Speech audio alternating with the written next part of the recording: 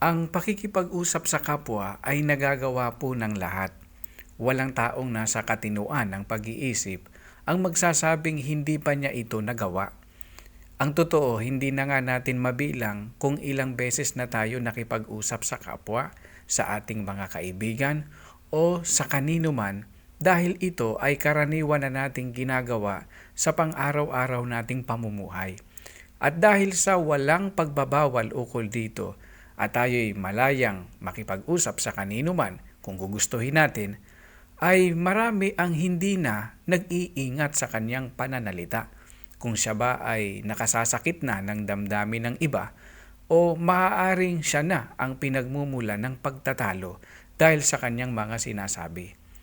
At para tayo ay hindi kayamutan at maging kapakipakinabang sa pakikipag-usap sa kapwa, ay minarapat kong ibahagi sa inyo ang isang natatanging paksa ukol sa mga kabawalan sa pakikipag-usap.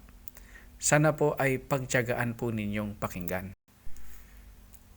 Alam nyo bang may dalawang uri ng kausap? Sino yun? Ang una ay ang kausap na kawili-wili at ang pangalawa ay ang nakakabagot na kausap. Alin kaya tayo sa dalawa? Walang magsasabing, ako yun, ang nakababagot na kausap. Walang ganon. Lahat tayo, ang nais natin ay maging kawili-wiling kausap. Para matiyak nating tayo ngayon, pagtuunan natin ng pansin ang unang kabawalan na binabanggit dito para tayo ay hindi kayamutan ni numan. Don't be dogmatic. Sino ba yung tinutukoy na dogmatic? Na kinayayamutan o kinaiinisan ng sinuman.